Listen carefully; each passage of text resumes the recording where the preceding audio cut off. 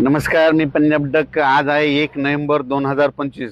मी आलोय विघ्नर सहकारी साखर कारखाना ओझर या ठिकाणी आलेलो आहे आणि 3 तारखेला हा कारखाना सुरू होणार आहे। टोळ्या देखील आलेला, संपूर्ण तयारी झालेली आहे। 3 तारखेला कारखाना सुरू होणार आहे आणि या ठिकाणी संपूर्ण संचालक मंडळ, एमडी साहेब, संपूर्ण चेअरमन साहेबांनी या ठिकाणी बोलिलं आणि या ठिकाणी शेतकरी म्हणजे आलेले तर चिंतित आहेत की आता हे पाऊस चालू राहील का। त्याच्यामुळे खास करून मला बोलिलं तर या ठिकाणी मी महाराष्ट्रातल्या सर्व शेतकऱ्याला अंदाज देणार आहे। आज आहे 1 नोव्हेंबर 2025। राज्यामध्ये आणखीन फक्त 3 दिवस तुरळक ठिकाणी पाऊस पडणार आहे। खूप काही मोठा पाऊस पडणार नाही, त्याच्यामुळे काही चिंता करायची गरज नाही। राज्यातला पाऊस 4 तारखेपासून कमी होत जाणार आहे। 5 तारखेला राज्यात थोडी थोडी थंडी सुरू होणार आहे।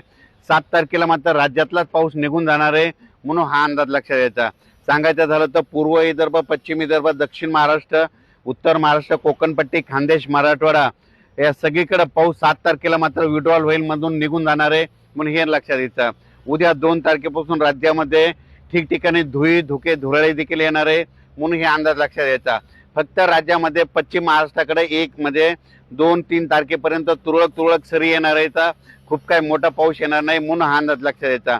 फक्त सातारा, सांगली, सोलापूर, कोल्हापूर त्या भागामध्ये 7 आणि 8 तारखेपर्यंत तिकडल्या भागामध्ये थोडं पावसाचं प्रमाण राहणार आहे, म्हणून हे लक्षात घ्यायचं। पण राज्यामध्ये आता उत्तर महाराष्ट्राकडे झालं, म्हणजे नंदुरबार जिल्हा झालं, धुळे जिल्हा झालं, नाशिक जिल्हा झालं, अहिल्यानगर झालं, हे जुन्नर तालुका, ओझर या कारखाना परिसर या भागामध्ये फक्त 2-3 दिवसात तुरळकच पाऊस पडणार आहे, खूप काही मोठा पडणार नाही, म्हणून हा अंदाज लक्षात घ्यायचा। या ठिकाणचा देखील पाऊस यामध्ये 5 तारखेच्या नंतर कमी होणार आहे आणि 7 तारखेला मात्र या ठिकाणचा पाऊस निघून जाणार आहे, म्हणून ही सर्वप्रथम शेतकऱ्यासाठी आनंदाची बातमी।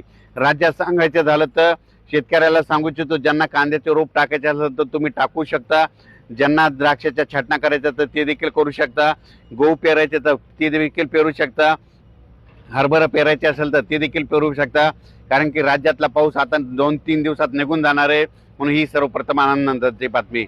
अचानक वातावरणात बदल झाला तर लगेच एक मेसेज दिला जाईल। धन्यवाद।